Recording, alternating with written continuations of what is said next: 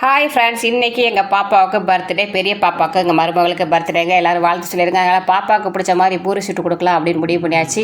பூரிக்கு என்ன மாவு தெரியுமா? கோதுமை வந்து அந்த டிமார்ட்டில் வாங்குகிற கோதுமை வந்து அப்படியே சாஃப்டாக இருக்குங்க. சப்பாத்தி பூரி எல்லாம் அவ்வளோ டேஸ்ட்டாகவும் இருக்குது. இல்லை மாவோட பக்கமாக சும்மா பிசைஞ்சு பூரி சுடுற பக்கமானு தெரில, ஆனால் அவ்வளோ டேஸ்ட்டாக இருக்குங்க. நம்ம வீட்டில் அரைச்சி பக்கமாக செஞ்சால் கூட அப்படி இருக்காது.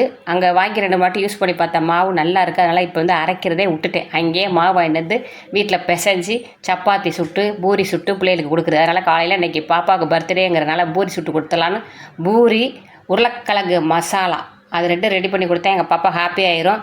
பாப்பாவுக்கு மத்தியானம் லஞ்சு ஸ்பெஷலாக செஞ்சு கொடுத்துடலாம் அப்படி முடிவு பண்ணியாச்சு. காஃபியை போட்டு குடிச்சிட்டு மாவை பிசைஞ்சு வச்சுட்டு காஃபியை போட்டு குடிச்சிட்டு பூரியை சுட்டால் பூரி புசு புசுன்னு வருது. அப்படி இருக்குங்க. சாப்பிடும்போது அந்த உருளைக்கிழங்கு மசாலா வச்சு சாப்பிட்டோம் பாருங்கள், வேறு லெவலாக இருந்துச்சு. நீங்கள் யாரும் சுற்று வட்டாரத்தில் டிமார்ட்டில் கோதுமை வாங்கியிருந்தால் அந்த அனுபவத்தை சொல்லுங்கள். Okay bye. எனக்கு அங்கே மாவு வாங்குறது ரொம்ப பிடிச்சிருக்கு. ஓகே.